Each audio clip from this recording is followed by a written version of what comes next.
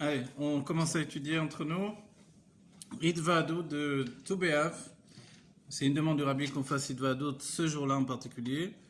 Parce que ce jour-là, il est dit sur Tu B'Av, Lo hayu yamim tovim l'Israël, que Tu B'Av, alors Tet Vav B'Av, c'est-à-dire le 15 du mois de Av, Veyom HaKippurim et le jour de Kippour. Il n'y avait pas de jour de fête plus élevé. Dans le texte, c'est comme ça, il n'y avait pas de jour de fête comme Tu B'Av et Yom HaKippurim. Ok? Alors on s'étonne de se dire, bon, Tu B'Av, on n'a pas l'impression que c'est un jour de fête. Voilà, on fait rien. Comment on peut même le faire passer avant Yom Kippour? Et on dit encore Yom Kippour à quel moment? Le moment où le Kohen Gadol il sort du Kodesh Kodashim et que toutes les fautes ont été effacées. Donc c'est un moment d'exaltation incroyable, d'élévation incroyable. Donc qu'est-ce que c'est Tu B'Av? Qu'est-ce qu'il a de tellement particulier pour être au-dessus même de Yom HaKippurim? Après le fait de l'expiation des fautes, puisque Yom HaKippurim ça veut dire le jour de l'expiation, alors le Rabbi nous donne de comprendre que la Ma'ala de Tu B'Av, du 15 du mois de Av, c'est que c'est le 15. On va dire ok, mais le Rabbi lui-même s'objecte immédiatement, donc tout ce que je veux dire c'est la maman du Rabbi. On a vu que le 15 du mois de Tishri, alors ce sont les fêtes de Sukkot. Les 15 du mois de Nissan sont les fêtes de Pessah. Ouais. Alors voilà, on va dire qu'est-ce qu'il y a de plus de nous dire que Tu B'Av c'est tellement élevé parce que c'est le 15 du mois. Alors le Rabbi nous traduit 15 du mois, ça veut dire Kaima Siara Be'ashlemuta. Traduction, c'est l'araméen, mais ça veut dire que la lune a atteint sa plénitude. Ashlemuta, c'est-à-dire qu'elle est presque pleine. Comme on l'a vu, ou elle est pleine complètement, ouais. Voilà. Comme on l'a vu, voilà, on voit la lune qui atteint sa plénitude. Ouais. On va dire alors, qu'est-ce qui se passe dans ce cas-là? Si c'est le 15 du mois que la lune atteint sa plénitude, mais justement, on peut dire que les 15 du mois de Tishri ou le 15 du mois de Nissan, là aussi il y a une plénitude. Et en plus, tous les mois, il y a ce 15 du mois. C'est ça. Hein. Alors, il y a une ma'ala dans le 15 du mois, on dit que les âmes reviennent dans le corps tout entier. Toute l'âme depuis la Yechida, le 15 du mois, ouais. Si on veut aller voir un défunt au cimetière, je le répète souvent parce que, autant que l'on sache, toute l'âme revient hein, dans le corps à ce moment-là. Le 15 du mois. Pourquoi? Parce que la lune représente également la notion du corps du Yehudi. Le juif, en général, il est comparé à la Malchut, à la royauté. La royauté est comparée à la lune. Donc cette shlemut et les changements qui passent dans la lune elle-même, depuis le fait qu'elle s'efface complètement, jusqu'au fait qu'elle grossisse, c'est son éloignement et son rapprochement du soleil. Alors en fait, quand elle est proche du soleil, elle est effacée. Quand elle s'éloigne, elle est pleine. Alors de là, quand on dit si elle est pleine, c'est que c'est éloigné. Donc a priori, si le soleil, ça représente le dévoilement divin, alors dans ce cas-là, le reflet du dévoilement divin du Shem, du nom Havayé sur le nom Adnout par exemple, ou le nom Elohim, donc deux noms différents, le nom de l'essence de Dieu, le nom qui reflète cette essence dans la réalité dans laquelle on vit. Donc on dit Elohim Gematria Teva, ou le nom Adnout, c'est la réalité de Dieu dans le monde. On va dire, tout ça, ces notions-là, c'est quand même pas le nom de Dieu lui-même, tel qu'il brille. En fait, puisqu'on nous dit qu'est-ce que le nom de Dieu qui brille lui-même, c'est le soleil qui représente ça. La lune, elle représente juste un reflet. Par exemple, on nous dit que Moshe Rabbeinu représente le soleil. Et tandis que Yoshua représente la lune. Moshe Rabbeinu était trop élevé même pour la terre d'Israël, puisque la terre d'Israël est reliée à la lune, à la Malchut, au peuple juif. Donc Moshe, s'il rentre, d'après le Zohar, en Eretz Israël, dans la terre d'Israël, et que la terre n'est pas encore dans son état de Géoula, alors elle est comme Mitbayeshet. Elle a honte de cette rencontre-là. Donc il faut attendre la Géoula pour que Moshe puisse rentrer. C'est même la réponse de Baba Salé quand on lui a dit pourquoi le Rabbi ne vient pas en Eretz Israël. Il a rapporté cette réponse-là, directement. Et en fait, c'est seulement Yoshua qui est la lumière, le reflet de la lumière du soleil, qui peut rentrer les Chaim et les Bracha dans la terre d'Israël. Vous voyez? Donc on va dire tout ça c'est relié à la lune au 15 du mois. Mais qu'est-ce que le vrai chidouche du 15 du mois?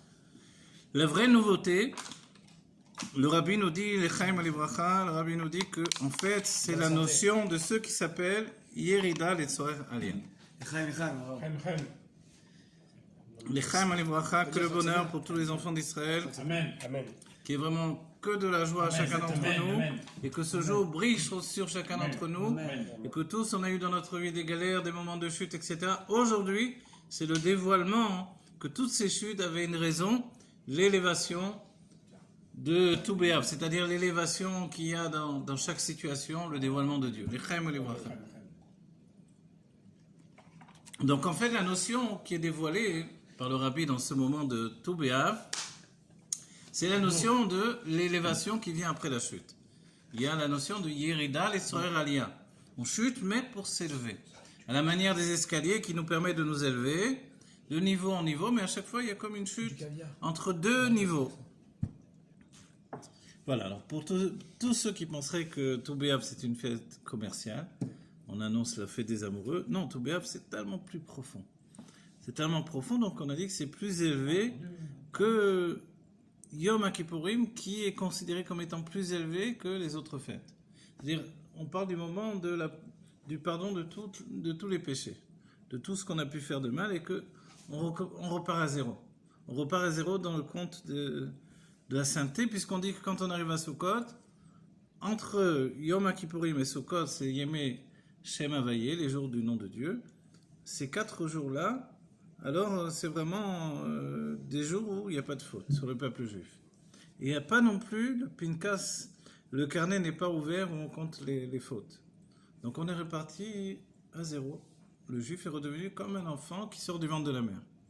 Donc on va dire, mais Yom Tou B'Av, ce jour-là, il n'y a rien de spécifiquement annoncé à faire, etc. Qu'est-ce qu'on fait, etc. Tout Bishvat, au moins, il y a les fruits. Voilà, on a un autre 15 du mois qui est une fête, c'est Rosh Hashanah. C'est annoncé comme Rosh Hashanah, donc le renouveau des arbres, de la sève de la vie qui passe dans la nature, etc. On dit, mais tout Bishvat, on ne voit même pas cette annonce-là. On ne dit pas que c'est Rosh Hashanah. On le compare à un niveau encore plus élevé, Yom Kippourim. Donc alors, qu'est-ce que c'est cette fête? C'est la fête qui annonce que quand on chute dans le monde de la matière, c'est pour une élévation beaucoup plus haute. Et le rabbi nous dit, forcément, tout Bishvat est lié, tout B'Av, pardon, tout B'Av est lié à Tisha B'Av. Le 9 du mois de Av et le 15 du mois de Av, l'un et l'autre sont reliés. On dit, ok, c'est quoi le lien? En réalité, quand il y a eu la mortalité des Juifs qui sont morts dans le désert à cause des Meraglim, donc il était annoncé que maintenant, tous les ans, des Juifs vont mourir. Donc quand arrivait Tisha B'Av, ils creusaient eux-mêmes leur tombe. C'est horrible. Ça pendant 40 ans. Voilà, pendant 40 ans. Ils s'enterraient dans la tombe. Et finalement, le lendemain de Tisha B'Av, ils se relevaient de cette tombe-là. Ceux qui étaient morts, ils étaient déjà dans la tombe. Il n'y avait plus qu'à les recouvrir de terre. Et ceux qui étaient vivants, on leur donnait encore une année. Donc, c'était l'annonce qu'à Tisha B'Av, il s'est passé une chose terrible. Les Meraglim ont pleuré, le peuple juif a pleuré, alors que Dieu voulait leur donner que du bien à la terre d'Israël. Vous pleurez pour rien, vous allez pleurer pour quelque chose. Ces pleurs-là ont entraîné la destruction du premier temple, du deuxième temple, etc., toutes les catastrophes, jusqu'au Guirouj de Sfarad, l'expulsion des Juifs de Sfarad, de l'Espagne. Donc on va dire, cette date-là, elle est maudite. Donc le mois lui-même, il est maudit alors. Pourquoi il s'appelle Av? Av, ça veut dire le Père. Le Père, il n'est pas censé être maudit. Et on lui a rajouté Menachem. Menachem Av. C'est-à-dire que ce mois de Av qui est tellement lourd de choses terribles, on lui dit, c'est aussi un mois qui console. On dit, quand est-ce qu'il console? Alors il console à partir du 15. C'est pour ça quand on dit, tu peux te marier le mois de Av ou non? On dit, non, la première partie du mois, tu ne te maries pas. La seconde partie, regardez combien il y a de mariages à Tou B'Av. Tous les mariages, tous les ans, tout le monde se précipite pour se marier ce jour-là. Voilà. Qu'est-ce qu'il a ce mois et ce jour en particulier à ce moment-là? Pourquoi prendre ce moment-là? Parce qu'en fait, le fait que l'âme vienne dans un corps de matière, c'est déjà une chute. Elle était dans le Gan Eden, elle était avec Dieu, elle était dans la Kedusha, elle était que dans le bien véritable. Elle va descendre dans un corps matériel. on va dire 80, il y a 80 possibilités sur 100 que le corps l'entraîne à fauter.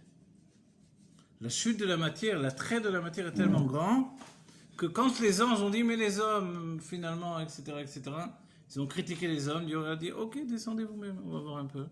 Ils sont descendus dans le monde, ils ont vu les femmes, ils sont tombés amoureux des femmes, les anges, et c'était fini.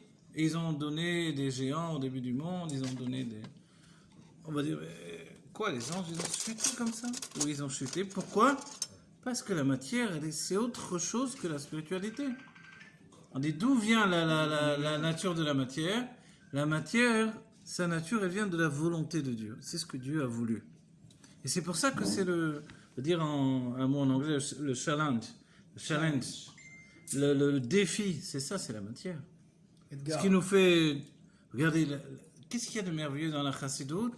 C'est que depuis le Baal Shem Tov, on a dit, quand on se réunit entre juifs, on coupe du hareng, on prend un verre de vodka, Tova legima sheim et karevet. Elle est bonne la lampée d'alcool parce qu'elle rapproche. Ah, tu vois. Tu vois? C'est où c'est? C'est quoi ça? Où c'est? C'est une phrase des sages en fait, depuis la Gemara. Quoi cette phrase-là, elle veut dire quoi? Ça rapproche les cœurs des juifs. On dit même que quand on fait, il y a la bracha de Atov et Amétiv sur le vin, si quelqu'un est tout seul, il boit un bon vin, il apporte un meilleur vin, et il ne peut pas faire la bracha Atov et Amétiv. On dit pourquoi? Mais le deuxième vin est bien meilleur que le premier. Pourquoi je ne pourrais pas faire la bénédiction Atov et Amétiv? Donc qui fait du bien et qui refait encore qui rajoute, qui fait du mieux. On nous dit non. L'Atov et Amétiv, tu peux le faire. Voilà, je fais exprès de boire, c'est ça. Atov et Amétiv, on peut le faire que si on est au moins 3 déjà. Et que, en fait, le balabait, il n'a pas de jouissance sur le vin tout seul. Bon, on peut dire tout seul, il est bon ce vin. Ok, c'est tout. On va pas chercher, celui-là il est mieux, je vais faire une bracha. Ça n'existe pas. Mais quand on est entre amis et qu'on boit un vin ensemble, les amis, je vous apporte un vin encore meilleur, on va faire la bracha Atov et Amétiv. Ça c'est autre chose. Alors, est-ce que ça veut dire que si on a 2 bouteilles de vin, il faut commencer par le moins bon pour faire cette bracha? Ça pourrait vouloir dire ça. Mais il y a aussi un truc, c'est que si j'ai un bon vin, je l'utilise pour le kiddush. Moi, avant, quelquefois, je me suis posé cette question naturellement, tu as raison. C'est-à-dire, je vais boire le vin pour le kiddush, mais le kiddush, je le vois même pas passer. Oui. Tac, on fait le kiddush, il faut boire le rov du kos, donc si tu as un grand verre, tu vas boire au moins jusque-là. Et après, donc tu n'apprécies pas vraiment le verre du kiddush. On va dire, autant prendre le bon vin après le kiddush. Non, les sages disent, le kiddush, c'est le kadosh, c'est ça. Donc c'est là où tu mets le bon vin. Mais malgré ce, quand tu es entre amis, tu as envie de sortir une meilleure bouteille de vin. Et sur cette meilleure bouteille de vin, tu fais un Atov et Amétiv. Certains disent que c'est plus complexe que ça. Et qu'ils ne préfèrent pas faire la bénédiction, parce que ça dépend tellement du fait de jouir de ce vin que certains disent, bon, je ne suis pas connaisseur de vin, je ne suis pas ci, je ne suis pas là. Mais ceux qui vraiment aiment le vin, qui ont un plaisir de boire entre amis, et on dit qu'on suppose simplement que l'autre est meilleur, alors c'est bon. On pourrait faire la bracha. Alors dans notre vie, ça veut dire qu'on attend des choses meilleures tout le temps. Et c'est ça la bracha d'Atov et Amétiv.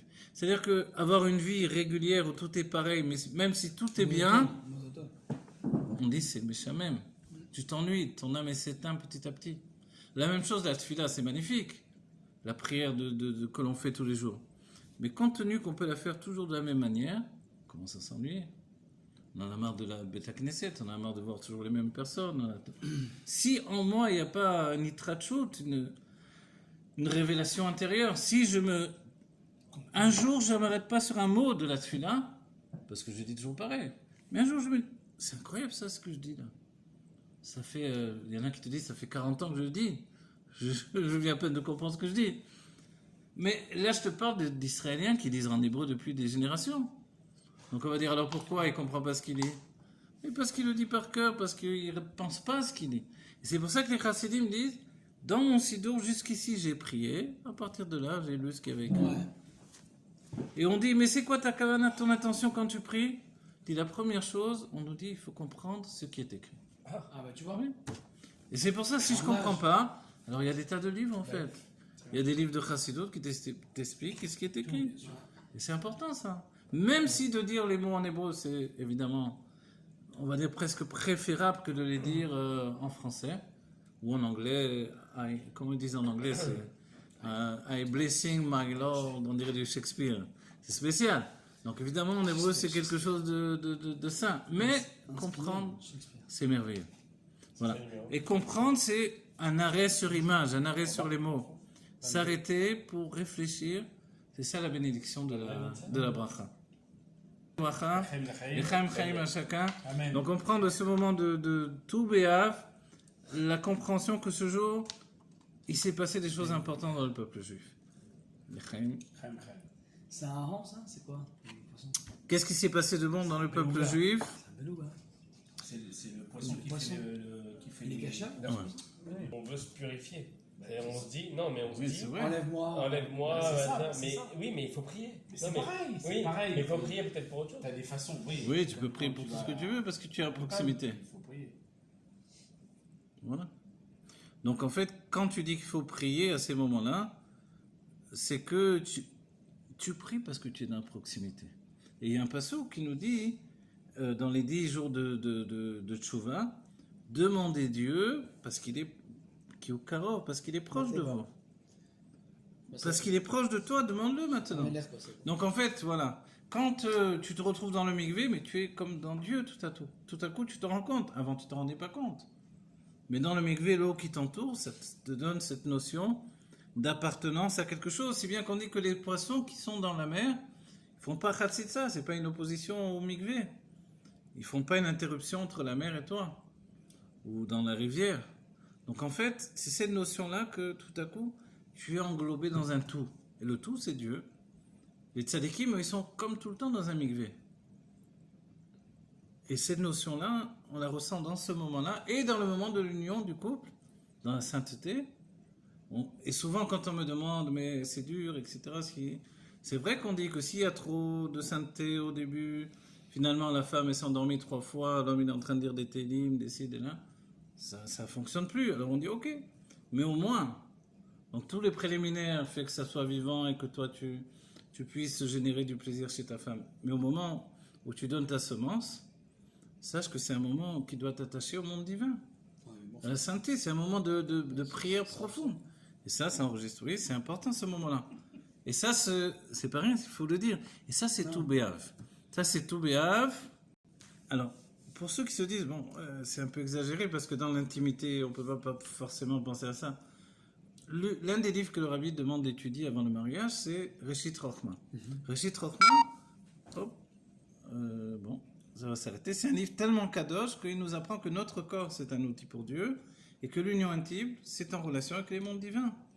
Et que, en fait, il faut même penser au visage d'un tzaddik pour que l'enfant ait cette image-là. Exactement. Et tout ça, c'est réuni dans tout Béav. Voilà, que Dieu bénisse les enfants d'Israël, qu'on a eu la terre, faut bien le même. Amen. Amen.